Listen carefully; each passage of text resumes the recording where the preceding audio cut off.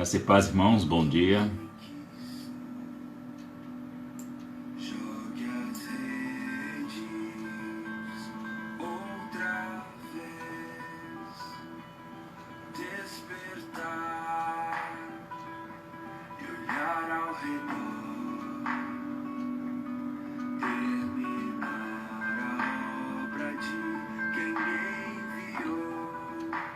Graça e paz, Carmen.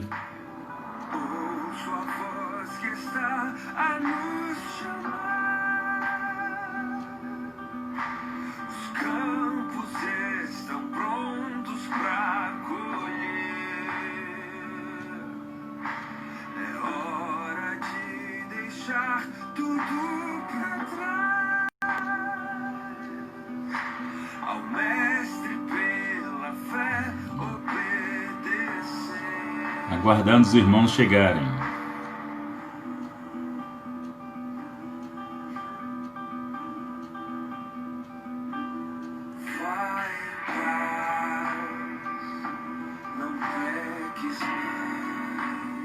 Graça e paz, Ana. Mãe Ivonete entrou. Louvado seja o nome do Senhor. Bom dia.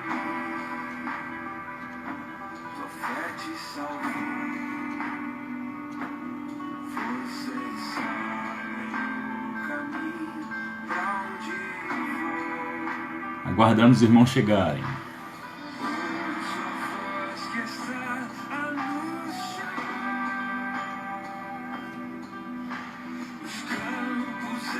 Graça e paz, Joana, Adriana.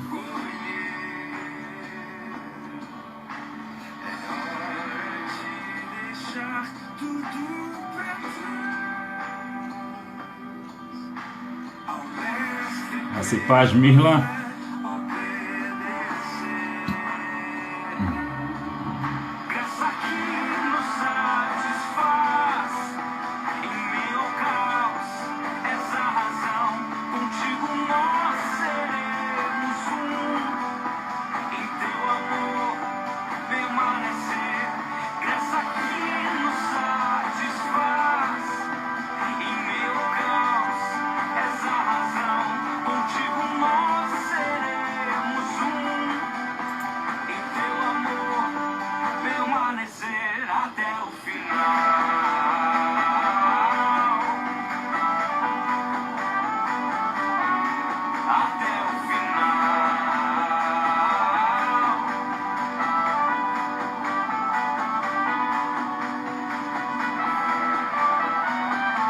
Graça e paz, Dulce.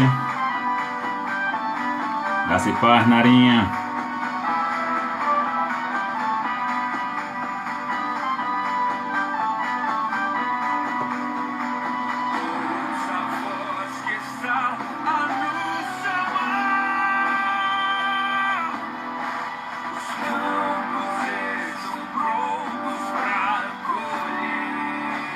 Graça e paz, Daniel.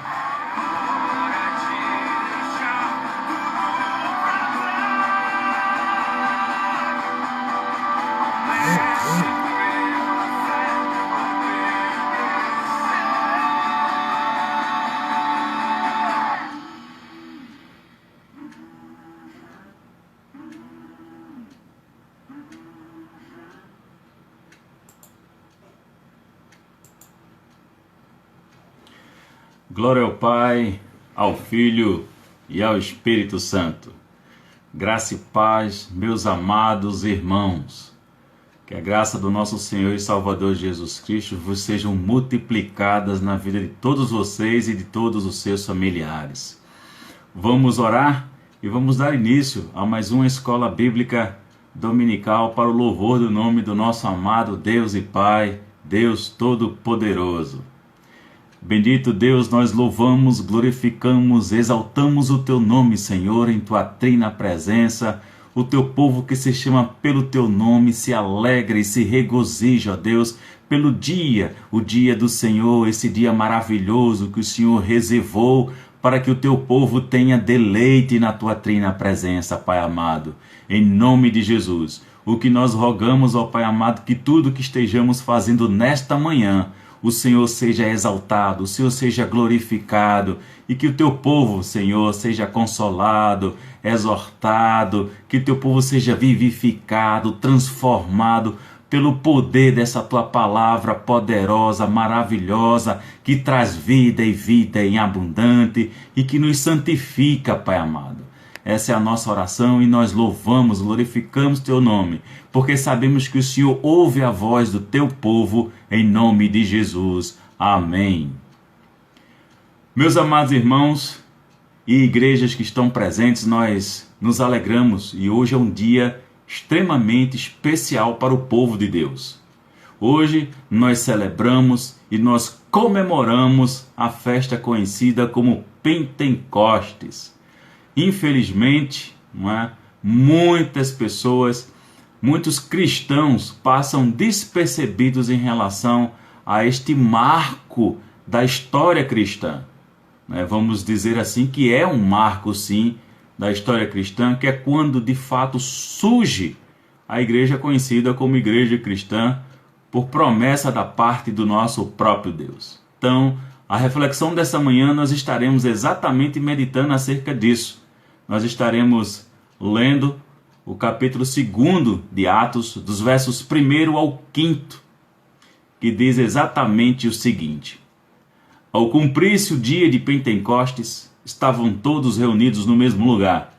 De repente, veio do céu um som como de um vento impetuoso e encheu toda a casa onde estavam assentados. E apareceram distribuídas entre eles línguas como de fogo, e pousou uma sobre cada um deles. Todos ficaram cheios do Espírito Santo e passaram a falar em outras línguas, segundo o Espírito lhes concedia que falassem.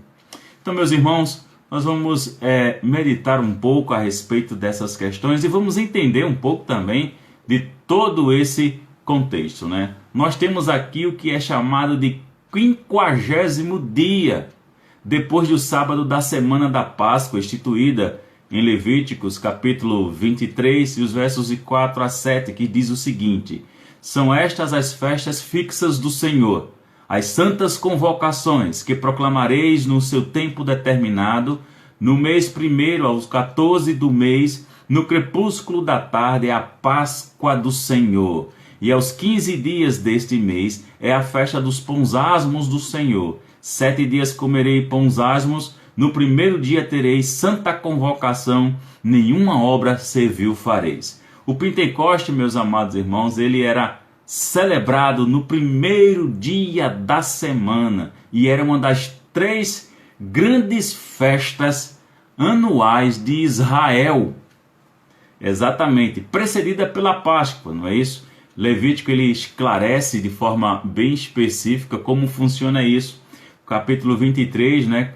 E só que agora os versos 15 e 16 que diz o seguinte: Contareis para vós outros desde os dias imediatos ao sábado, desde o dia em que trouxerdes o molho da oferta movida, 7 semanas inteiras serão, até ao dia imediato do 7º sábado, contarei 50 dias, então trarei nova oferta de manjares ao Senhor.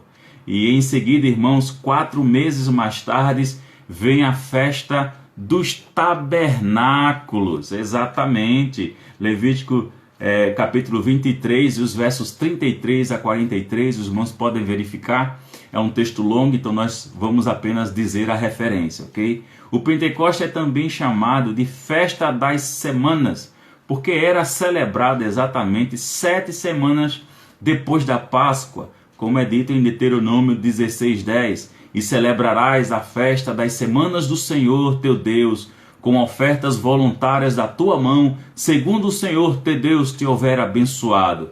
Também era chamada de festa da colheita, porque nos primeiros frutos da colheita eram então juntados. Essa referência a gente vê no livro de Êxodo, capítulo 23, o verso 16, que diz: Guardarás as festas da cega, dos primeiros frutos do teu trabalho, que houveres semeado no campo, e a festa da colheita, a saída do ano, quando recolheres do campo o fruto do teu trabalho.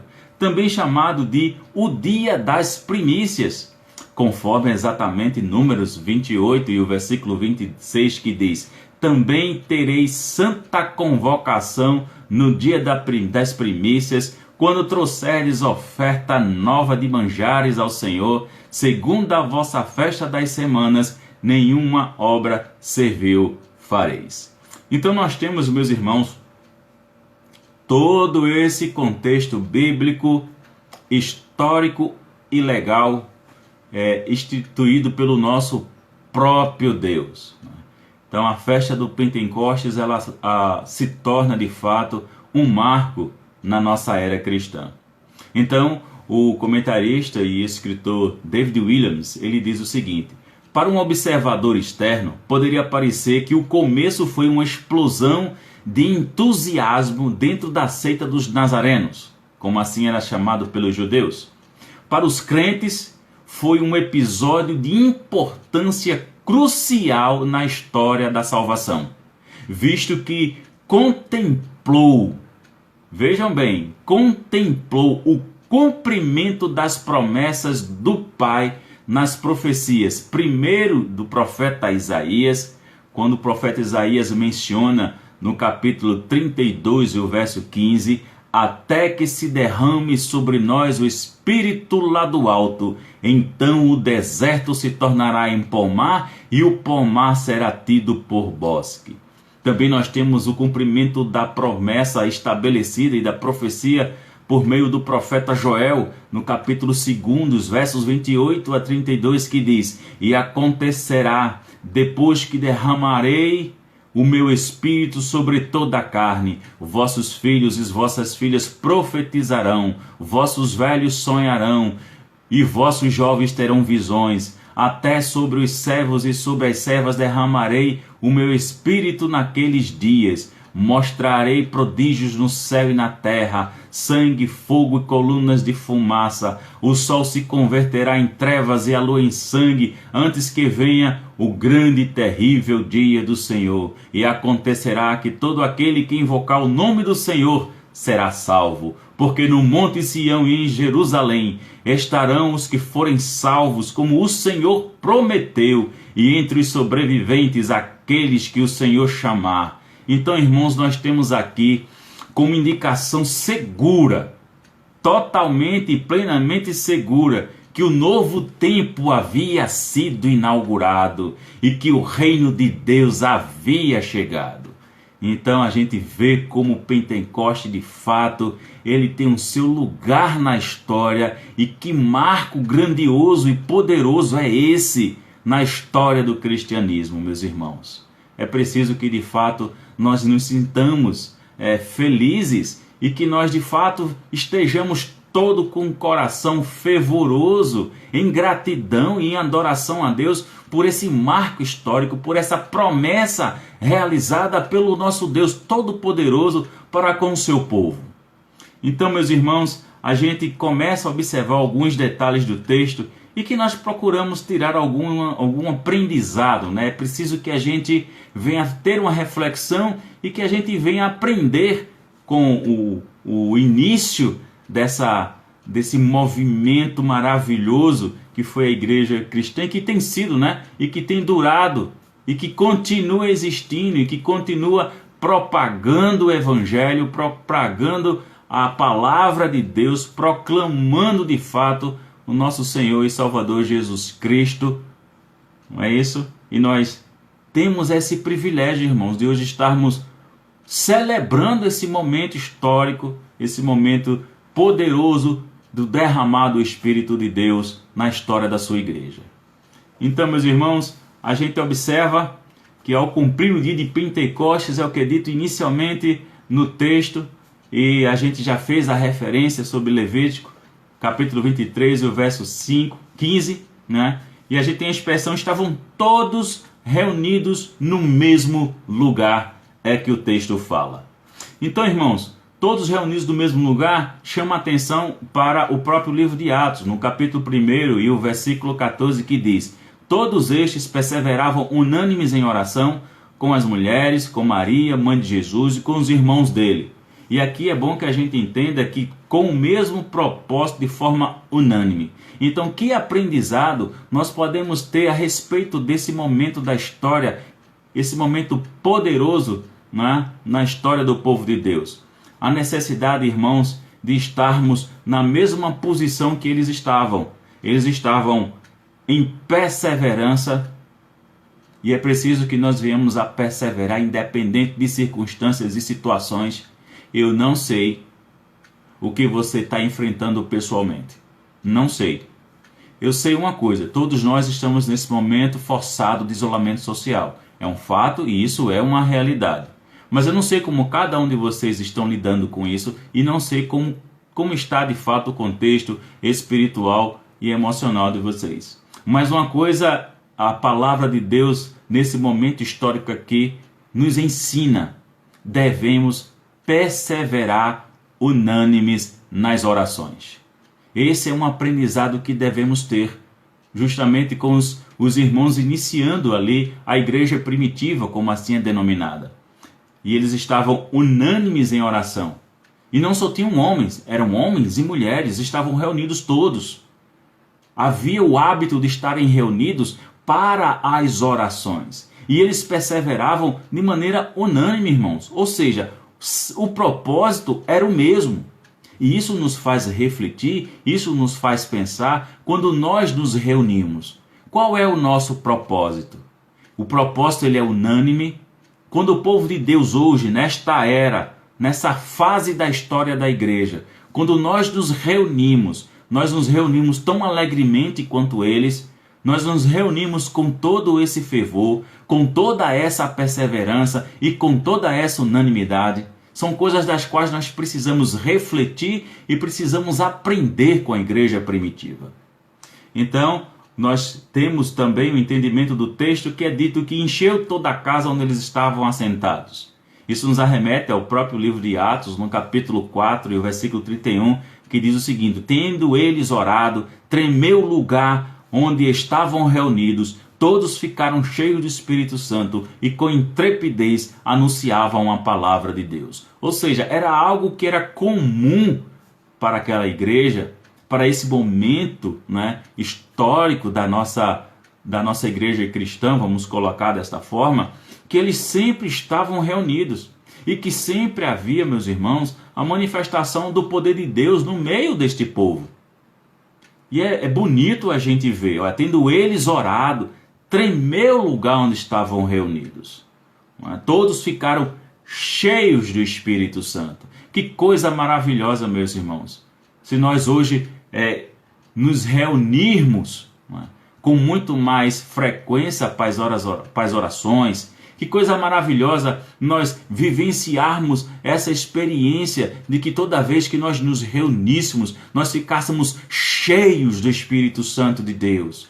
E estejamos todos nós anunciando, proclamando essa palavra poderosa, essa palavra que transforma, que traz vida ao morto. Então, meus irmãos, todos ficaram cheios do Espírito Santo. Isso também nos faz lembrar Atos 1:5, Pedro, que diz o seguinte, perdão, irmãos, porque João na verdade batizou com água, mas vós sereis batizados com o Espírito Santo não muito depois destes dias. Aqui se aproximava de fato que estava iminente o derramado do Espírito de Deus sobre o seu povo. E que coisa maravilhosa, né? Todos nós tivemos a experiência do novo nascimento.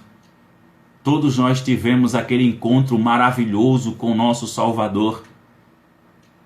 Que coisa bela! É tão bom lembrar deste dia, o dia que o Senhor Jesus veio ao nosso encontro, converteu nossos corações, nos transformou pelo seu poder maravilhoso.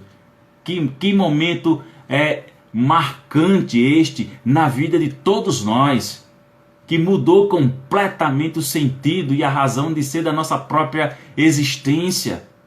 Então, meus irmãos, que tenhamos mais momentos como esse na nossa igreja, no meio do nosso povo, de pessoas sendo cada vez mais transformadas, cada vez mais sendo empoderadas pela ação do Espírito Santo de Deus. Que coisa maravilhosa, que coisa espetacular. Eu sei, meus irmãos, e por favor me entendam, Eu não estou querendo dizer que vai acontecer um novo Pentecostes. Não, isso aqui é um marco histórico que aconteceu. Mas uma coisa, a gente pode orar e a gente pode buscar o derramar do poder de Deus sobre o seu povo. Isso sim pode acontecer conosco. Mas é preciso que nós tenhamos exatamente a mesma postura daqueles irmãos naquele período da história. A gente sabe que muito do que aconteceu foi promessa da parte de Deus acontecer.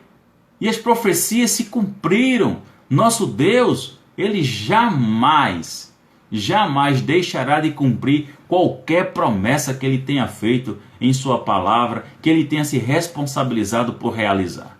Hoje nós aguardamos a maior de todas as promessas, a segunda vinda do nosso Salvador. E vivemos esse momento de expectativa, mas nós não podemos permanecermos inertes ou indiferentes, meus irmãos. Nós somos convocados a vivenciarmos exatamente este derramado poder do Espírito de Deus. Quantos são os momentos de avivamento da história cristã? Precisamos exatamente vivenciar esse momento, não é? E aí a gente tem essa manifestação maravilhosa do falar em outras línguas, que se refere exatamente a Marcos 16, 17, que diz: estes sinais hão de acompanhar aqueles que creem, e em meu nome expelirão demônios e falarão novas línguas. Então isso faz nos refletir e nos faz pensar. Quando as pessoas hoje nos olham, qual é o sinal que elas enxergam em nós, que nós somos distinguidos, que nós somos distintos dos outros? Que nos identifica que de fato nós somos cristãos? Qual é o sinal? Então é preciso que a gente tenha essa reflexão. A gente precisa rever a nossa vida. Precisamos revermos a nossa vida, irmãos. E a gente precisa pensar como é que as pessoas nos olham. Que sinal elas identificam que de fato nós somos cristãos. Então era isso que eu gostaria de compartilhar com os irmãos. E nós estarmos em reflexão, pensando a respeito de toda essa experiência do início da igreja cristã.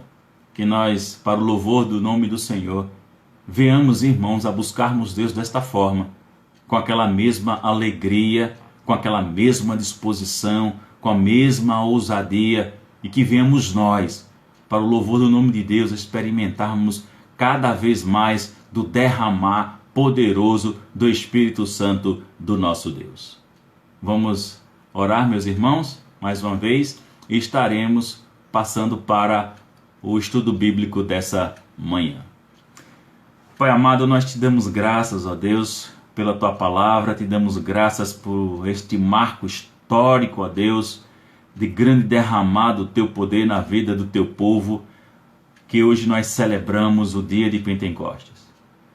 Pai, nós entendemos que o Pentecostes não vai se repetir, mas nós entendemos que o Senhor pode, mais uma vez, derramar poderosamente do teu Espírito sobre o teu povo. Nós olhamos e estudamos a história da igreja e a gente verifica diversos momentos de grande avivamento que o Senhor realizou. E nós hoje oramos e nós intercedemos e clamamos por um novo avivamento, por um novo derramar do teu poder sobre o teu povo, em nome de Jesus. Nós também rogamos a tua iluminação para a compreensão, ó Deus, das tuas sagradas escrituras, no estudo que nós estaremos agora aplicando para o louvor do teu nome, em nome de Jesus. Amém.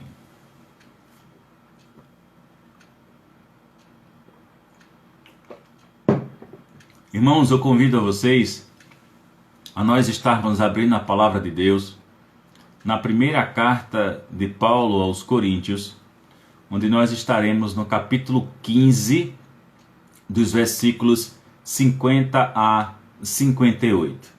Nós estamos hoje finalizando o capítulo 15 e estamos nos aproximando do final da exposição da carta de Paulo aos Coríntios. 1 a Coríntios, capítulo 15, onde nós vamos verificar os versos 50 a 58. Estejamos todos atentos à leitura do texto que diz o seguinte: tem por título: Os vivos serão transformados. Isto afirmo, irmãos, que a carne e o sangue não podem herdar o reino de Deus, nem a corrupção herdar a incorrupção. Eis que vos digo um mistério: nem todos dormiremos, mas transformados seremos todos. No momento, no abrir e fechar de olhos, ao ressoar da última trombeta, a trombeta soará, os mortos ressuscitarão incorruptíveis, e nós seremos transformados, porque é necessário que este corpo corruptível se revista da incorruptibilidade, e que o corpo mortal se revista da imortalidade. E quando este corpo corruptível se revestir de incorruptibilidade, e o que é mortal se revestir de imortalidade, então se cumprirá a palavra que está escrita: tragada foi a morte pela vitória. Onde está a morte, a tua vitória? Onde está a morte, o teu aguilhão? O aguilhão da morte é o pecado, e a força do pecado é a lei. Graças a Deus que nos dará a vitória por intermédio de nosso Senhor Jesus Cristo. Portanto, meus amados irmãos, sede firmes e inabaláveis e sempre abundantes na obra do Senhor, sabendo que no Senhor o vosso trabalho não é vão. Meus amados irmãos, nós temos aqui 3 divisões, desses pequenos versos. A ressurreição nos concederá um novo corpo. Dos versos 50, 52. A ressurreição testifica o fim definitivo da morte, dos versos 53 ao 57, a ressurreição e suas implicações para a nossa vida, verso 58. Então, a primeira parte, a ressurreição nos concederá um novo corpo. Então, nós temos a expressão: a carne e o sangue não podem herdar o reino de Deus. João, em seu capítulo 3, dos versos 3 a 5, que é um texto extremamente conhecidíssimo de todos nós, diz o seguinte: a isto respondeu Jesus: em verdade te digo, que se alguém não nascer de novo, não pode ver o reino de Deus. Perguntou-lhe Nicodemos: como pode um homem nascer sendo velho? Pode, porventura, voltar ao ventre materno e nascer segunda vez? Respondeu Jesus: em verdade te digo, que não nascer da água e do Espírito não pode entrar no reino de Deus. Então, meus irmãos, isso nos aponta, Paulo deixa claro e nos ensina aqui,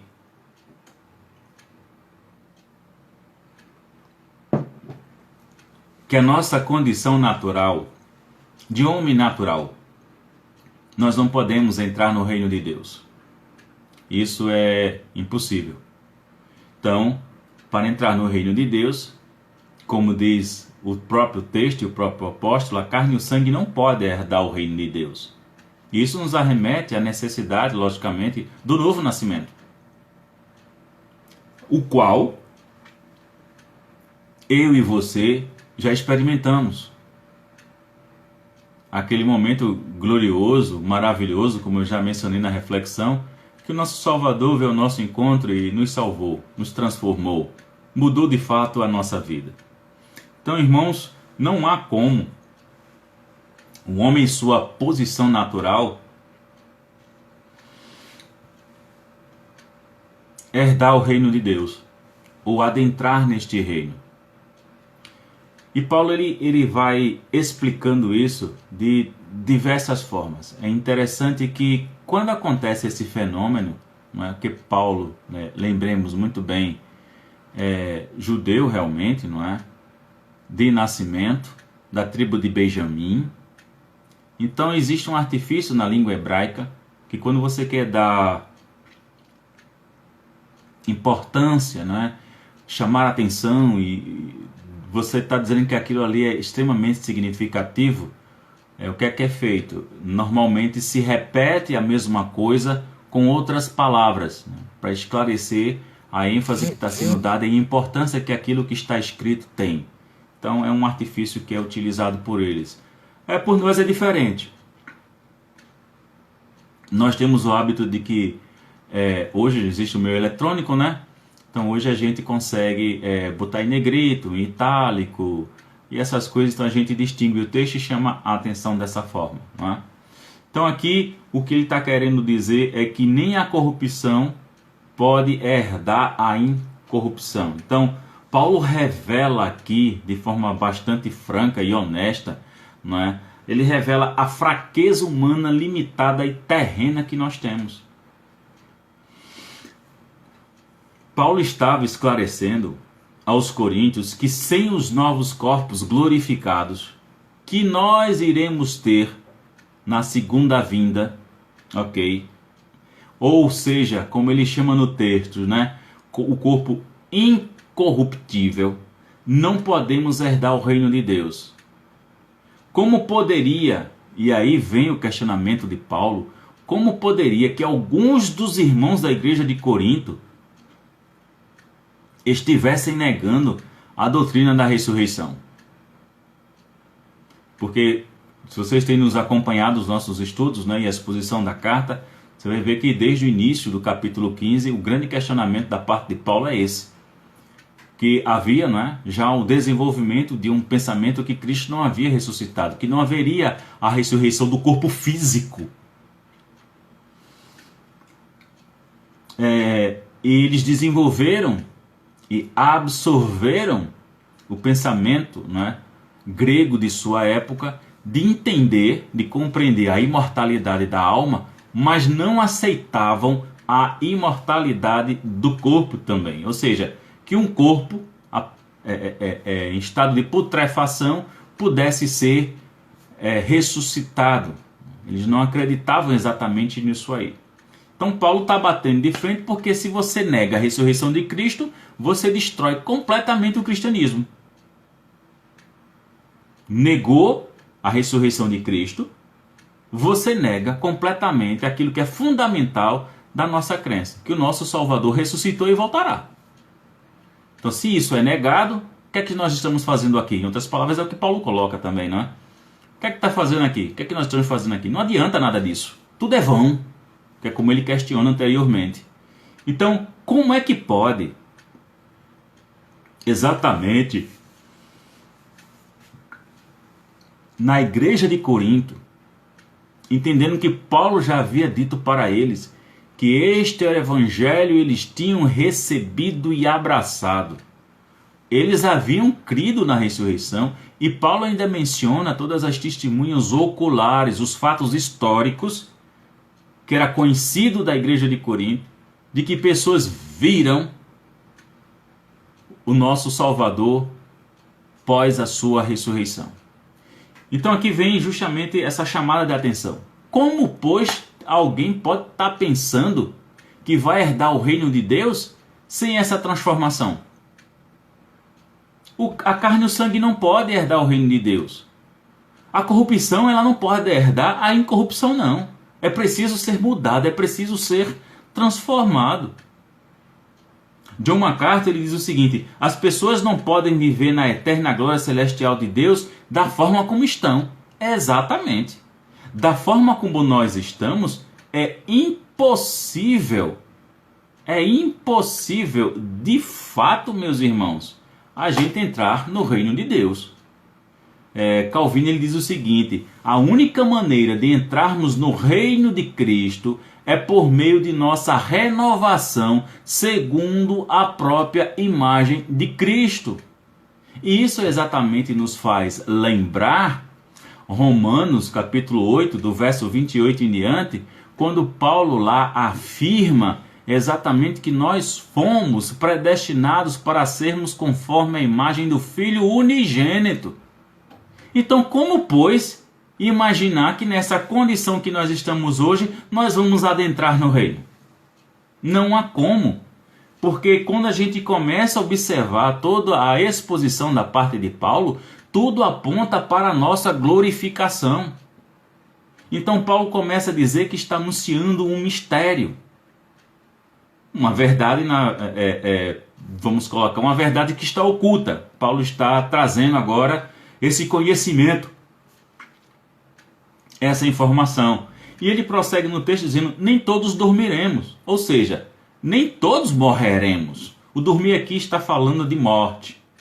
Ou seja, quando Jesus voltar, irmãos, quando Jesus voltar, logicamente que a gente sabe que os mortos ressuscitarão, mas os vivos serão transformados na hora. Ou seja, Jesus não vai voltar no momento em que todos os seres humanos da terra morreram. Então não existe mais vida na terra e Jesus volta. Não. É claro que quando Jesus voltar, os vivos existirão. Então Paulo deixa claro, olha, nem todos morreremos. Né? É tanto que em 1 Tessalonicenses, no capítulo 4, verso 15, ele diz, ora, ainda vos declaramos, por palavra do Senhor, isto, nós, os vivos, os que ficarmos até a vinda do Senhor, de modo algum precederemos os que dormem. Ou seja, um dos sinais, quando Cristo chegar, quando se manifestar entre as nuvens, de maneira maravilhosa que todo olho verá, os mortos ressuscitarão. E Paulo vai deixando isso claro.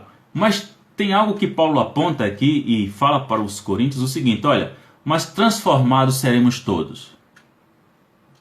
Transformados seremos todos. E aí ele explica isso com bastante clareza aos Filipenses, capítulo 3, versículo 21, quando ele diz, o qual transformará o nosso corpo de humilhação para ser igual ao corpo de sua glória, segundo a eficácia do poder que ele tem de até subordinar a si todas as coisas. Então vejam que coisa maravilhosa, irmãos. Os mortos ressuscitarão, corpos glorificados. Os vivos transformados, corpos glorificados. Então o que é que a gente aprende aqui com Paulo? O que ele estava aqui colocando de forma bem objetiva, irmãos. Paulo estava preparado para a volta iminente de Cristo, da mesma forma que Paulo também estava preparado para encarar a morte. Então, ou Cristo voltasse naquele momento, Paulo estava pronto, ou ele fosse enfrentar a morte e encontrar a Cristo, ele também estava pronto do mesmo jeito. E é bom que nós estejamos prontos da mesma forma também. Que estejamos prontos para, se Cristo vier agora, venhamos a ser todos nós transformados. E que estejamos prontos também de encarar a morte nos nossos dias. E iremos nos encontrar com Cristo também. Então, meus amados irmãos, Paulo continua falando sobre esse evento grandioso e maravilhoso. E aí ele coloca dizendo que a trombeta soará. Isso nos faz lembrar exatamente o que é dito pelo nosso Salvador, Mateus 24:31. E ele enviará os seus anjos com grande clangor de trombeta, os quais reunirão os seus escolhidos dos quatro ventos, de uma a outra extremidade dos céus. Esse será um glorioso, majestoso, soberano dia, o dia do Senhor, aquele dia que o seu povo estará aguardando também. Ó Maranata, ó vem Senhor Jesus. Deve ser exatamente o nosso entendimento em nossos corações, meus irmãos. E aí a gente tem a segunda parte, que a ressurreição testifica o fim definitivo da morte, dos versos 53 a 57. E Paulo começa com outras palavras a tratar do mesmo assunto. Corpo corruptível se revista da incorruptibilidade. João Calvino diz assim: observe como viveremos no reino de Deus. No corpo e na alma, e ao mesmo tempo permanece verdadeiro que carne e sangue não herdarão o reino de Deus, porque terão antes que desvencilhar-se de toda a corrupção. Então, irmãos, mais uma vez, aponta para a questão da glorificação do corpo. onde o corpo estará livre definitivamente da corrupção, livre definitivamente do pecado. Porque apesarmos de nós sermos santos hoje, sim, não é verdade? Nós ainda lutamos no dia a dia de nossa vida contra o pecado. E há momento que nós caímos. É verdade. Que, irmãos, pecar não é propriamente dito aquilo que você vai lá e faz. Quando você faz, você consuma o pecado. O pecado nasce aqui, ó. Desejou, pensou, pecou. Simples. Nasce aqui. Neste corpo, quando ele é executado, ele está sendo consumado. Você não pecou naquela hora. Você já vinha, ó, maquinando aquilo na mente. Aquilo foi encontrando lugar e espaço no seu coração até que você consuma. Então essa é uma luta diária que nós temos. Todos os dias. A gente não pode ser hipócrita, irmão, e dizer que não é assim, porque é assim. Nós lutamos todos os dias. E por isso que Paulo nos chama a atenção para nós mortificarmos na carne o pecado todos os dias. Todos os dias. Então aqui nós temos justamente toda essa perspectiva de que isso um dia acabará. E que quando Jesus voltar, nosso corpo será glorificado. Então Paulo lança a mão de novamente o mesmo artifício e diz: corpo mortal se revista da imortalidade. Na segunda carta de Paulo aos Coríntios, no capítulo 5, verso 4, ele diz: pois na verdade, os que estamos neste tabernáculo gememos angustiados, não porque queremos ser despidos, mas revestidos, para que o mortal seja absorvido pela vida. Então, uma vez que o nosso corpo será glorificado, será transformado, é exatamente isso que vai acontecer conosco. Estaremos livres definitivamente do pecado. E aí a gente vai estar apto a entrar, de fato, no reino. Simon Kistemaker, que é escritor, não é? Comentarista do Novo Testamento, ele diz o seguinte: os crentes precisam ser revestidos por Deus com incorruptibilidade e imortalidade. Eles não podem revestir-se dessas qualidades por si mesmos.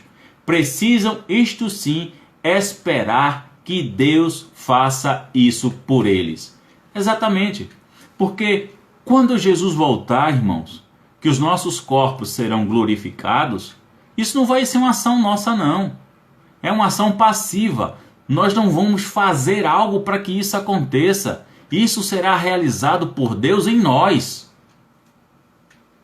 Não há participação humana nisso, não. Nesse momento glorioso, maravilhoso. Não existe. É a ação única e exclusiva do poder de Deus em nós. E Paulo continua fazendo os outros comparativos, né? Corpo corruptível se revestir de incorruptibilidade, né? O que é mortal se revestir de imortalidade. É uma repetição, né, da ideia, com outras palavras, como eu já expliquei, é um artifício da língua hebraica que está aqui apontando para algo que é relevante e extremamente importante. Então, seguindo o texto, se cumprirá a palavra que está escrita: tragada foi a morte pela vitória. Então a gente tem de maneira muito maravilhosa a vitória do nosso Salvador Jesus Cristo sobre a morte e sendo atribuído a nós. Porque nós, os vivos, se formos o caso dessa geração que vai presenciar o retorno de Cristo, nossos corpos serão transformados. Os que estavam mortos, que morreram, né, que guardaram a fé, que combateram o bom combate, estes ressuscitarão. Então aí, de fato, a morte acabou-se, perdeu todo o seu poder. O profeta Oséias, no capítulo 13, o versículo 14, ele diz assim: eu os remirei do poder do inferno e os resgatarei da morte. Onde está, ó morte, as tuas pragas? Onde está, ó inferno, a tua destruição? Meus olhos não veem em mim arrependimento algum. Então nós estamos vendo aqui a ação do próprio Deus, e Paulo de certa forma repete esse texto, mas ele não usa pragas, ele não usa destruição, ele usa a palavra aguilhão, não é isso? Onde está, ó morte, a tua vitória, né? Então, o Leon Morris, que é escritor e comentarista também do Novo Testamento, ele diz: o que Deus havia planejado desde muito tempo e tinha revelado ao seu servo profeta, ele cumprirá de maneira como Paulo esboçou. A expressão indica a completa destruição da morte. Então vem justamente os questionamentos de Paulo, né? As perguntas que ele faz. Onde está, ó morte, a tua vitória? Onde está, ó morte, o teu aguilhão? O profeta Isaías, no capítulo 25, verso 8, ele diz: tragará a morte para sempre, e assim enxugará o Senhor Deus as lágrimas de todos os rostos, e tirará de toda a terra o opróbrio do seu povo, porque o Senhor falou.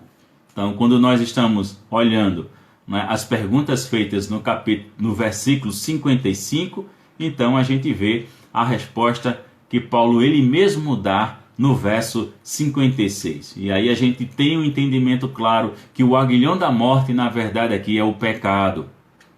Então Paulo vai dizer que a força do pecado é a lei.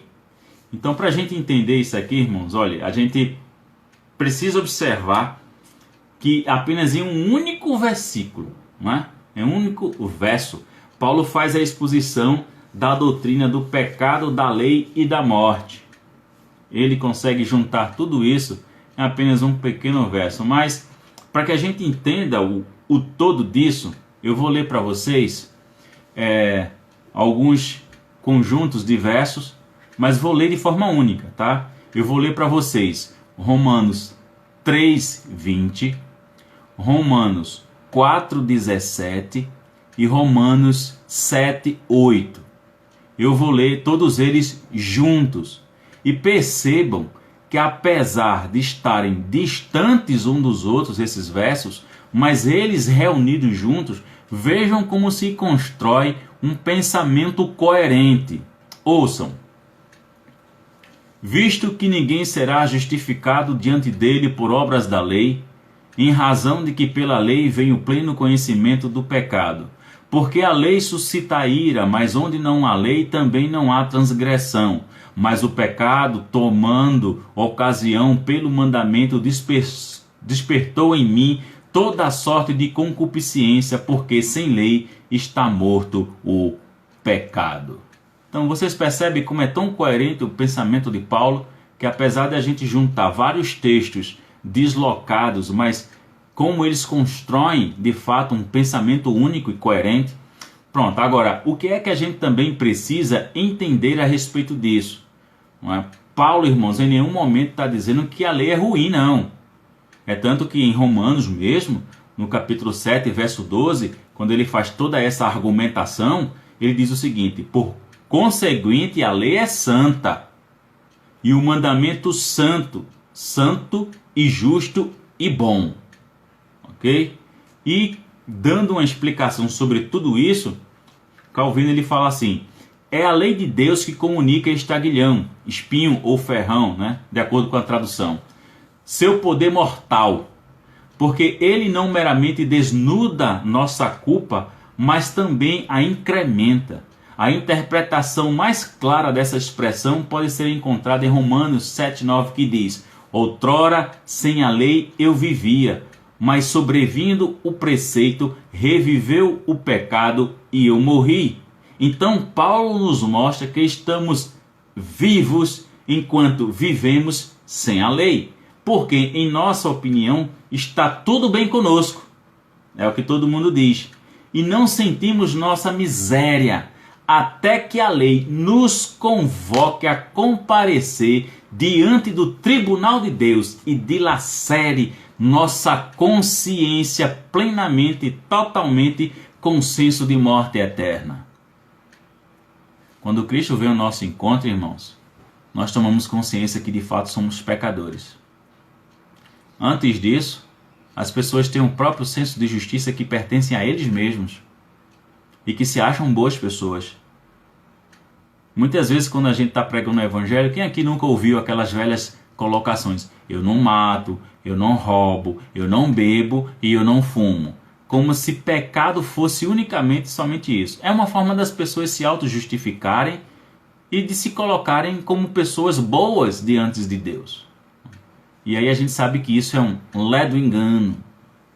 Então, meus irmãos, Paulo continua e vai nos dizer, graças a Deus que Ele nos dá. Então aqui a gente se lembra de Romanos 7, 25, que é um momento de ação de graças, né? Então, graças a Deus por Jesus Cristo nosso Senhor, de maneira que eu de mim mesmo com a mente sou escravo da lei de Deus, mas segundo a carne da lei do pecado. Então o que é que a gente começa a aprender com as colocações que Paulo ele vai fazendo, né? Então Paulo não desaprova a lei de Deus. Ele afirma que a lei de Deus é boa. No entanto, a expressão segundo a carne indica que ele ainda servia ao pecado, né?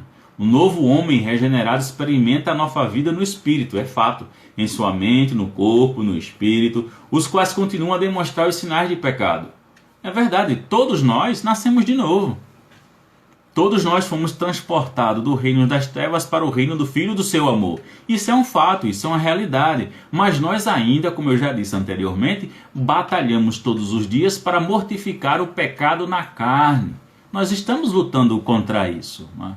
Até que o Salvador venha e aí a gente experimente maravilhosamente o nosso corpo ser glorificado, ou se nós viemos a morrer, não é? Combater o bom combate e guardar a fé, e aí Cristo vindo, nós seremos ressuscitados e também teremos os nossos corpos glorificados. Então, o Simon Kistemaker ele diz, a exultação de Paulo é um clímax apropriado ao seu longo discurso sobre a ressurreição.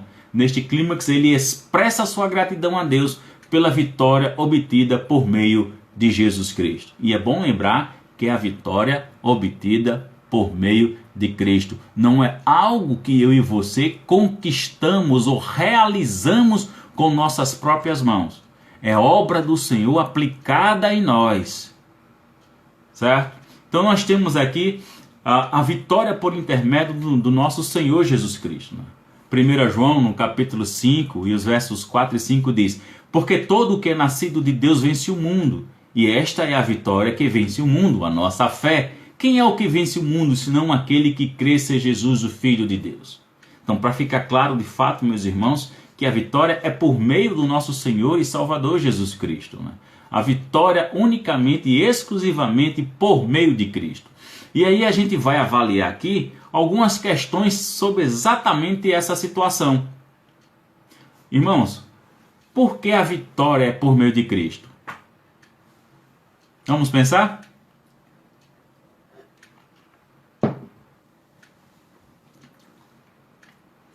Primeiro, ele é o fim da lei. Romanos 10, 4. Porque o fim da lei é Cristo para a justiça de todo aquele que crê. Segundo, livre do pecado. 1 Pedro 2, 22. O qual não cometeu pecado, nem dolo algum se achou em sua boca. Terceiro, vencedor da morte. Atos 2, 24, ao qual, porém, Deus ressuscitou, rompendo os grilhões da morte, porquanto não era possível fosse ele retido por ela. Aleluia! Glória a Deus por isso, meus irmãos. E por último, ele é o redentor do seu povo. Hebreus 9, 28. Assim também Cristo, tendo se oferecido uma vez para sempre para tirar os pecados de muitos, aparecerá segunda vez sem pecado aos que o aguardam para a salvação. Aleluia! Somos esse povo. Glória a Deus por isso. E aqui nós chegamos no último verso, o 58, a ressurreição e suas implicações para a nossa vida. Portanto, meus amados irmãos, sede firmes, inabaláveis e sempre abundantes na obra do Senhor. Então, quando nós olhamos a questão de ser firmes, Paulo já tem falado isso em 2 Tessalonicenses, capítulo 2, e o verso 15, e diz o seguinte: vamos entender o que é ser firme. Assim, pois, irmãos, permanecei firmes e guardais as tradições que vos foram ensinadas, seja por palavra, seja por epístola nossa. Então, isso é permanecer firme, é guardar a palavra do Senhor que nos foi e nos está sendo ensinada. Quando Paulo coloca aqui, seja por palavra, ou seja, por epístola, irmãos, o que Paulo se refere é o seguinte: a gente está entendendo que esse povo estava vivendo numa época em que o Novo Testamento ainda estava sendo escrito, não estava pronto. Então, os ensinamentos acerca da história do cristianismo, vamos dizer, de todos os eventos ocorridos com a vinda do nosso Salvador e toda a doutrina ensinada, era ensinada por epístola, como também sendo falado, explicado, não é? Então nós temos isso aqui. Aí nós temos o que é ser inabalável, que Paulo também fala. A gente vê isso em Efésios 6, verso 13. Portanto, tomai toda a armadura de Deus, para que possais resistir no dia mau, e depois de tendo vencido tudo, permanecer inabaláveis. É a nossa batalha mesmo, do nosso dia a dia, da gente se revestir da armadura de Deus, e a cada dia que a gente levanta e sai de casa, a gente vai para a batalha mesmo. No sentido corriqueiro que nós usamos, né, de batalhar, ou seja, de trabalhar, né, a obtenção do sustento, mas também dentro do contexto da espiritualidade é nossa batalha também. Que a gente vive no mundo que jaz no maligno. Tem que lembrar disso. A gente vive num mundo que jaz no maligno. Então a gente precisa estar revestido para essa batalha e permanecer inabaláveis. Porque quando vem certos sopapos, né, a gente aguentar o tranco. Quando vem as investiduras de Satanás, a gente aguentar o tranco. Isso é importante se dizer. E aí Paulo também usa a expressão, né, abundantes na obra. Ou seja, Efésios 2:10, pois somos feitura dele, criados em Cristo Jesus, para as boas obras, as quais dele antemão preparou para que andássemos nela. Então, meus irmãos, nós somos preparados para isso. Então sejamos abundantes nesta prática. Tá certo? Sabendo que no Senhor o vosso trabalho não é vão. 1 Coríntios 3:8-9. Ora, o que planta e o que rega são um, e a cada um receberá seu galardão, segundo o seu próprio trabalho, porque de Deus somos cooperadores, lavoura de Deus, edifício de Deus sois vós. Vamos trabalhar. Vamos pôr a mão na massa, porque nosso trabalho não é vão não, porque é Deus agindo em mim e em vocês. E Calvino, para concluir, diz o seguinte: pois a esperança na ressurreição produz o efeito de fazer-nos incansáveis na prática do bem. Que Deus aplique essa palavra aos nossos corações, amados. Muito obrigado pela presença de todos vocês. À noite nós estaremos nos reunindo às 19 horas, onde nós teremos o nosso seminarista Daniel Elias trazendo a palavra do Senhor para o seu povo que se chama pelo seu nome. Nós louvamos a Deus por todos vocês, rogamos as ricas bênçãos de Deus sobre a vida de vocês e sobre toda a parentela de vocês. Muito obrigado também pelas igrejas que se manifestaram aqui presentes. Que Deus abençoe os pastores das suas igrejas, que abençoe as famílias dessas igrejas que estão presentes. Leve um abraço nosso para os pastores de sua igreja. Eu me chamo Luiz Carlos, pastor da 2ª Igreja Presbiteriana de Rio Doce, Olinda, Pernambuco. Então, meus irmãos, muito obrigado pelo privilégio de estarmos com todos vocês neste dia que é um marco da história cristã, né? Nós estamos hoje com muita alegria celebrando o dia de Pentecostes. Então, meus irmãos, tenhamos um dia todo de reflexão, de pensar o quão significante é este dia e este marco histórico na vida do povo de Deus. Oremos para que Deus derrame novamente um grande avivamento no povo de Deus. Em nome de Jesus, meus irmãos. Amém.